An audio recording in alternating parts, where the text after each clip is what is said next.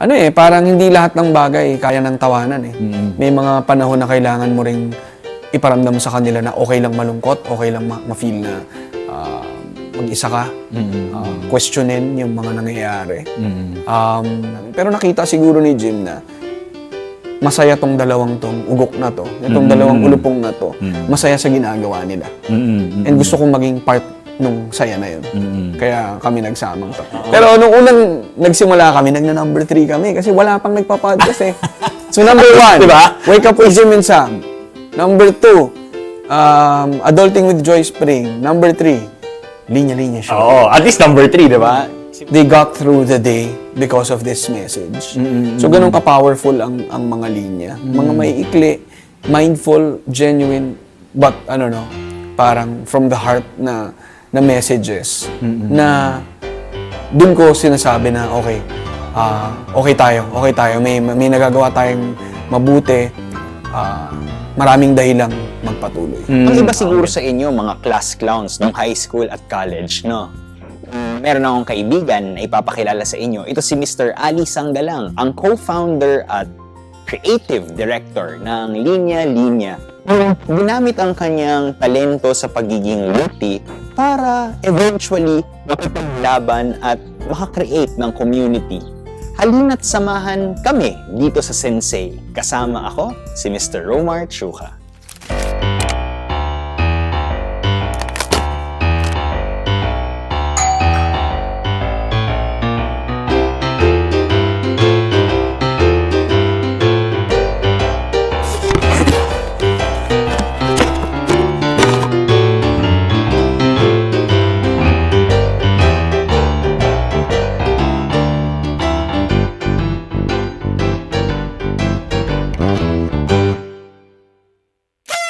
Tapos, ano yung unang-unang shirt, Bale?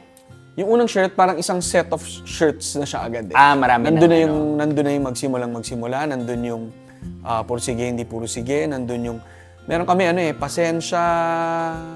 Tapos yun lang. Kailangan ko ng mahabang pasensya. Ang ganda. Mahabang pasensya. May A, puro A. Tapos kailangan ko ng mahabang pasensya. So, mga ganun. Tsaka meron din kaming nung panahon kasi na yun, very entrepreneurial kami ni Punch bilang What year was this, by the way? Sorry. 2012. Kasi talagang pang business kami kasi creative writing ako at saka political science siya. So pang business talaga. Ang business talaga. So pag kumikita kami sa bazaars bilang very trained kami maging entrepreneurs, yung kinikita namin, pinangiinom namin. Entrepreneurs nga talaga. Pinangiinom namin, tapos every time na kumikita kami, sumasarap yung pulutan namin. Oo. So kaya yung mga shirts namin noon dati, meron din tungkol sa pag-inom. Na been there, done that, beer there, bond that. Okay. Ganun. Okay. So mga lang din, tsaka choose your battles. Choose your So ganun lang, parang experience lang ng mga batang nakawala. Hindi, batang nagtatrabaho, nasa-stress, pero naghahanap ng paraan para makatuloy. Alam mo yan? Pero yung linya-linya as yung corporation, nag-start na yun nung 20... Hindi. Hindi pa. Bazar-bazar muna. Wala nga kasi walang marunong mag-Excel sa amin. No. Google Doc. Wala pa Google Doc nun. Word lang, Microsoft Word lang ako eh. Siya naman PowerPoint naman siya. Maglo-lawyer kasi dapat si Punch. Ako naman magra-writer. So, nung 2015, nakasama namin si Jim Bacaro. Siya naman kaklase ko ng grade 3. Tsaka ng high school. Ateneo din siya. Mboy din siya. So, nakausap ko si Jim. And then, dapat parang magkakaroon lang kami ng joint project. Until kinuwento ko yung linya-linya. Na na-compel din siya dun sa ginagawa namin. Parang, gusto kong makisama sa inyo. So, weird din yung ginawa ni Jim. Kakakasal niya lang. Part siya ng isang brand at malaking multinational company. Nag-quit siya ng trabaho niya para sabihin sa asawa niya na, Sab, magkukwit ako ng regular job ko para sumama sa dalawang gumagawa ng meme. Ang hirap i-explain, no? So, kakaiba rin yung naging tiwala niya sa ginagawa namin. Pero nakita siguro ni Jim na masaya tong dalawang tong ugok na to, itong dalawang ulupong na to, masaya sa ginagawa nila. And gusto kong maging part nung saya na yun. Kaya kami nagsamang tatlo. Context lang sa mga manonood, si Jim ay yung asawa ni Sab Magalona, no, na meron din silang podcast, no? Wake Up with Jim and Sab. Wake Up with Jim and Sab, na nagna-number one din Nagna-number na, one na na podcast, podcast. no? Ngayon naman, gusto ko din kumambyo lang ng konti. Ikaw din nagpa-podcast ka at alam mo ba, nakinig ako sa mga una mong podcast Ang isang inimbita mo ay si Philo Prof. Si Sir Calasans. Oh, si Sir Calasans na Eddie Boy. Eddie Boy Calasans. Paano nagsimula yung podcast? Hindi pa nga ganun kasikat nung time na yun. Paano ka nagsimula doon? 2018 naman yun. So again, ang ganda rin na tinransition mo dyan. Kasi 2012, loko-loko lang, nasa scratch paper lang siya. Nagbabazar-bazar kami habang nag-work. Hanggang noong 2015, si Jim sumama na sa amin, tsaka si Sab, naging na siya talagang company. Naging na siyang merch brand. Ni-ramp up na namin lahat. Nag-scale up siya, bale. Scale up. Nandiyan na yung stores, dami na namin content. Until, mentors ko rin sila Ang dami nilang, and rin sila early sila, sneezer. Ibig sabihin parang yung mga bago pa mag-trend, alam na nila. May kutob sila. May kutob sila. So, maagang nag-podcast si Jim and Sam. Oo. And then, Nauna sila? nauna sila. Kinumpel nila ako. Sabi nila, Compel talaga. Compel, no? So, parang, ayokong gamitin yung budol no? Pero binudol nila akong mag-podcast. Parang, uy, Ali, alam ko, mahilig ka makipagkwentuhan. Kung may mga gusto kang kausap, podcast ka. So, ako talaga, parang, talaga ba? Hindi naman ako ganyan sanay akong behind the scenes. Oo. Nagsusulat ako sa Kasi likod. yun nga. Oo. Pinoy. Hindi ako pwedeng humarap. Totoo. And ang linya-linya, ayokong nakaharap ako dyan. Kung napapansin mo nung start ng linya-linya, anonymous yan. Walang may alam na ako yan. Oo. Hindi ko pinopronta yan. Mga kaibigan ko lang.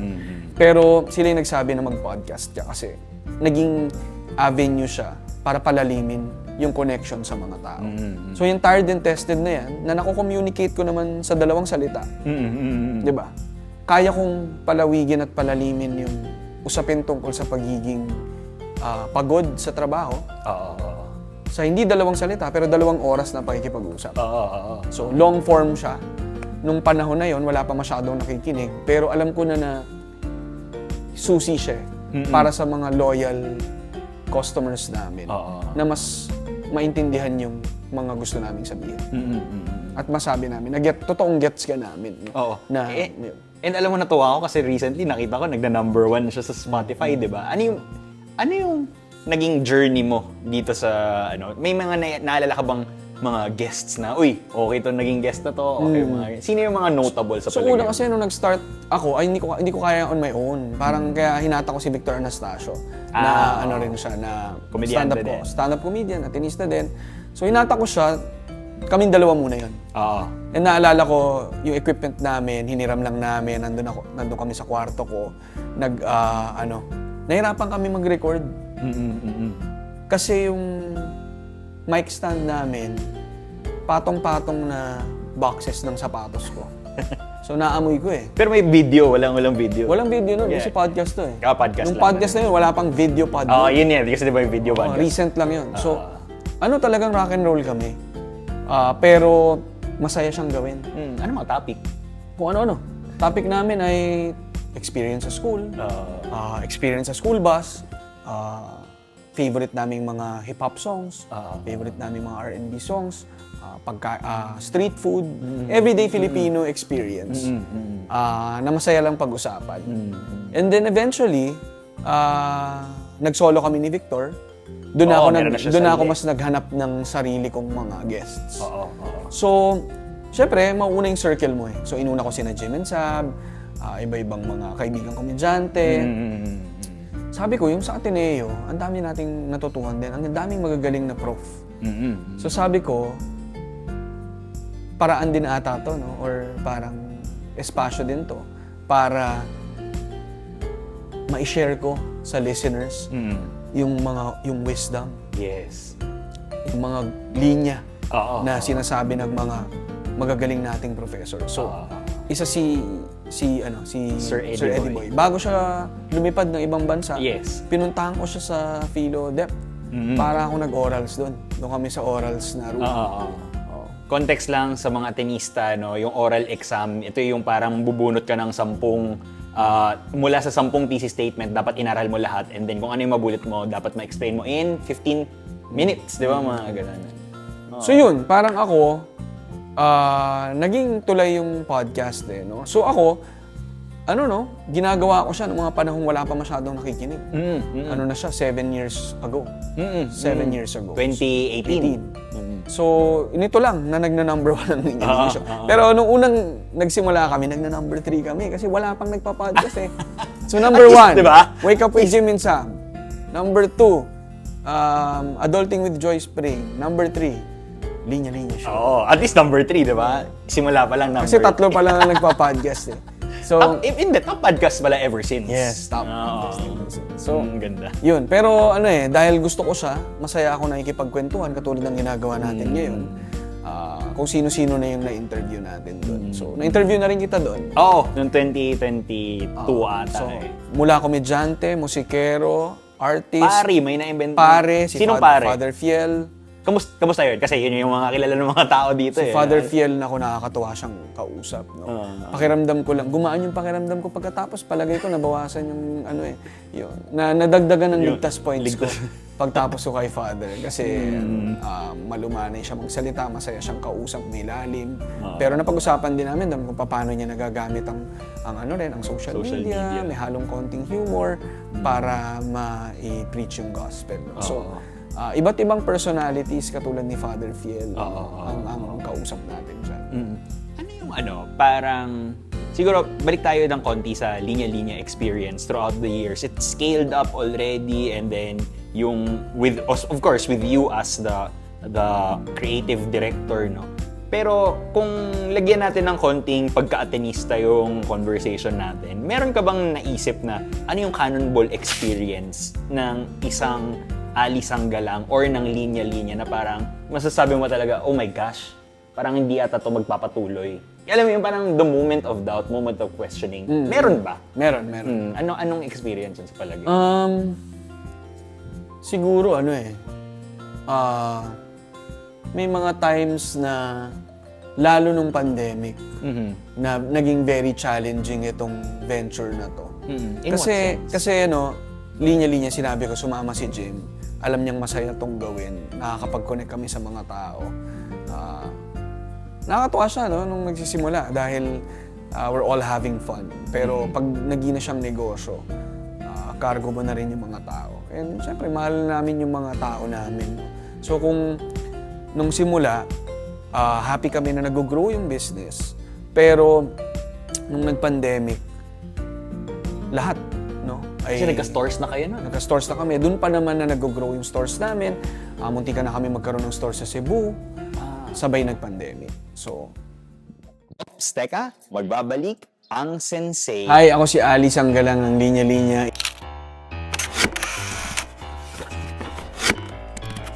Iniimbitahan ko kayo mag-like, subscribe, follow social media pages ng 5 Siglo.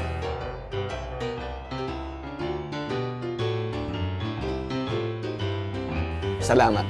Yawn.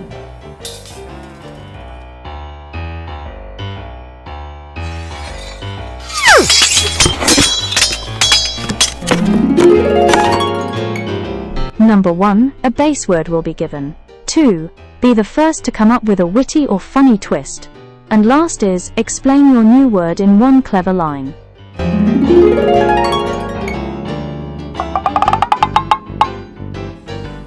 Basurali, yung mga basura sa rally. Wala. Pero hindi basura ang rally. Ang rally, Okay. tama yan, dapat ginagawa niya. Okay, sige, isa pa. So, Ali 1, Romar 0. Feeling ko.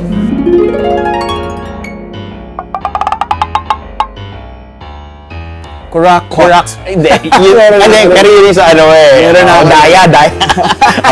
1-0 pa rin, 1-0. Kasi gamit mo rin.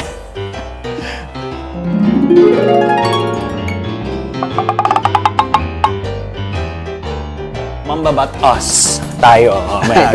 Mambabat. Like, bahagi tayo ng batas. Di ba? 1-1.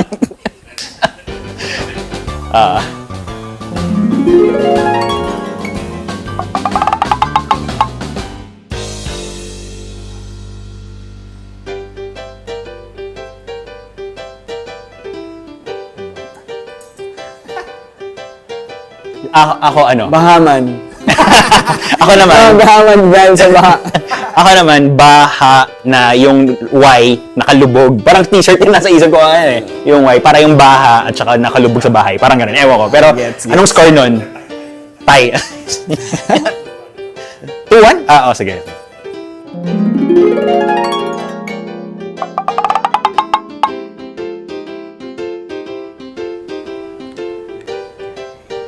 Bisaya eh, yung nasa isip ko eh. Kasi sa ano, 'di ba? Agay. 'Di ba? Yung mga Bisaya, agay. Mapapaagay ka sa lagay. Agay ka. Ay, at least, siya na. Collab yan. Collab. Ay, okay tayo. Collab yun. Mga paagay ka sa lagay.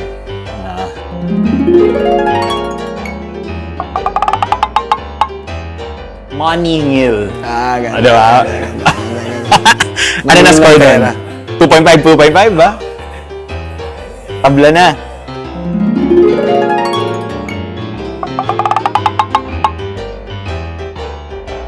Ang haba nun. Challenging ah. Manindigan. Sana hindi mawala, no? Yung paninindigan. Okay. O, sa kanya na yun, okay? So, congrats. Nahihirap na. Pero manindigan, di ba? Totoo.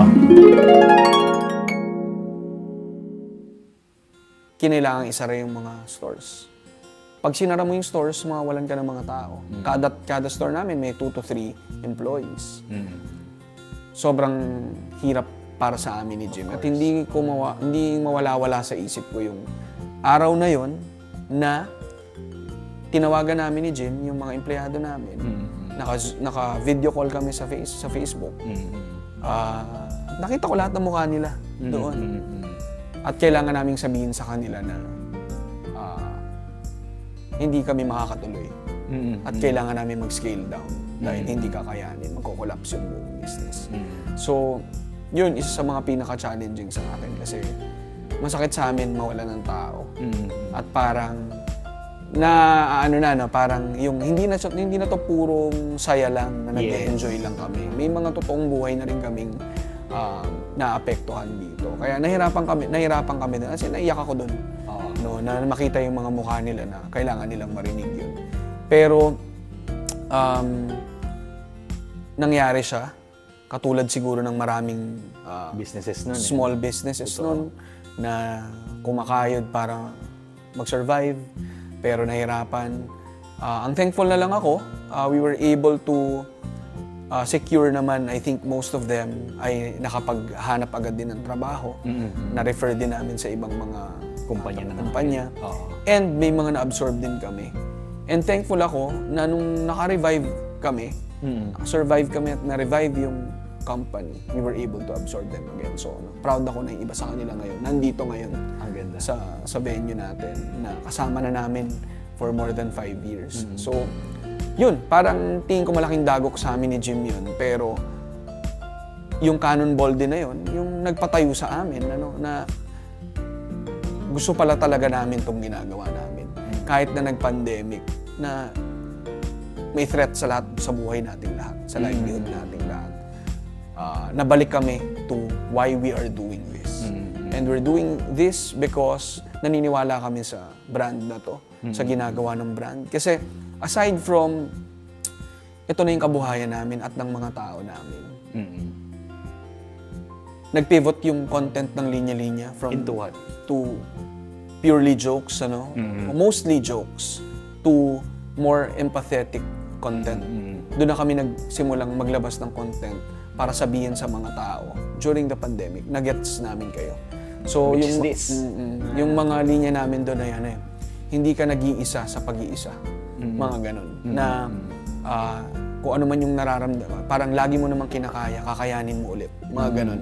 So, doon ko na rin nalabas yung mas poetic. Anong tawag doon? Serious linya, diba? Serious linya yung tawag ko doon. Parang, parang hindi lahat ng bagay kaya ng tawanan . May mga panahon na kailangan mo ring iparamdam sa kanila na okay lang malungkot, okay lang ma-feel na mag-isa ka, questionin yung mga nangyayari. Doon namin na-realize ni Jim na may purpose itong brand na to.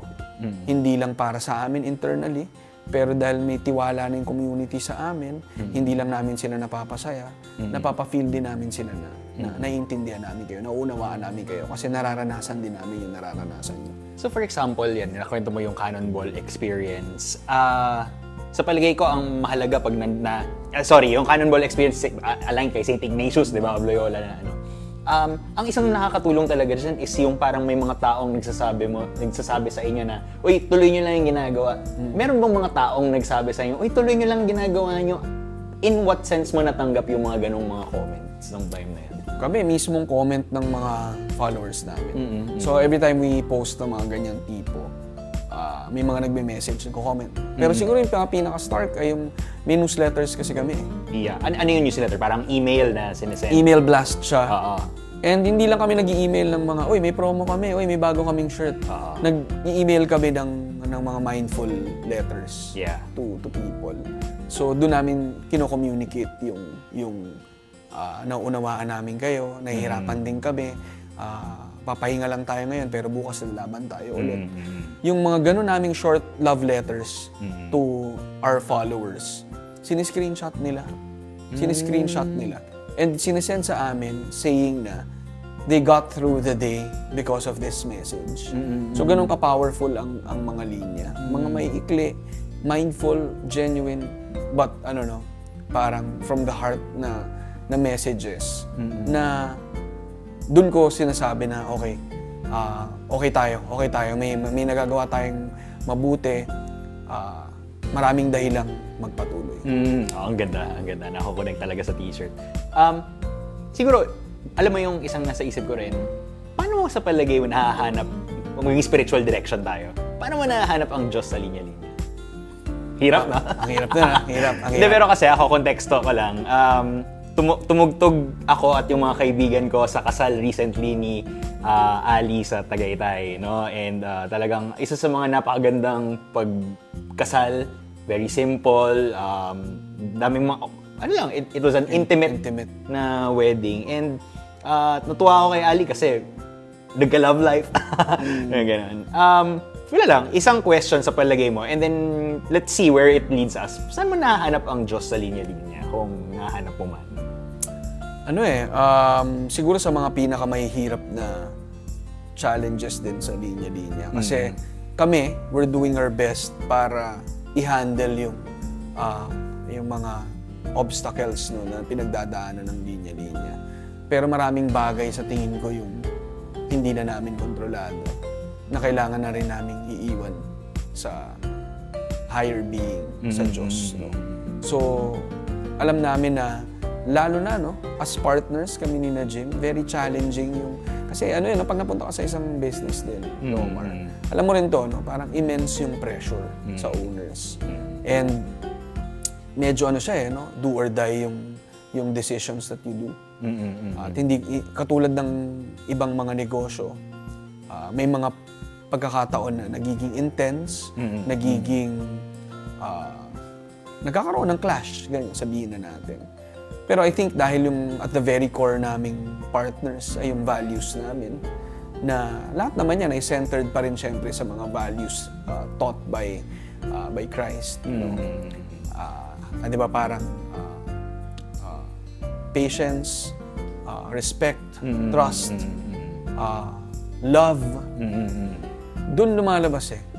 So kami ni Jim, marami kaming pinagdaanan na kahit kaming dalawa ay nagbabanggaan.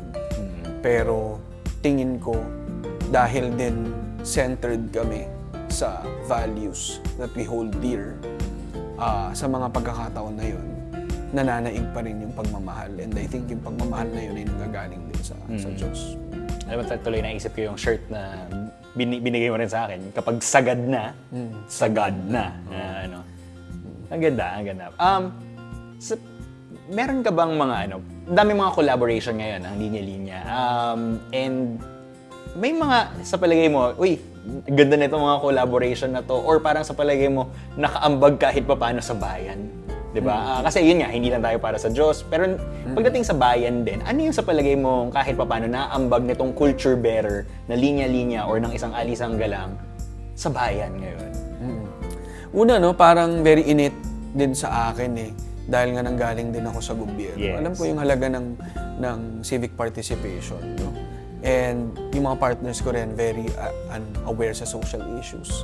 Si Sabay anak ni Francis M. Yes. Na alam mo rin yung ano niya, no, yung boses niya sa kultura pagdating din sa social issues. No? So,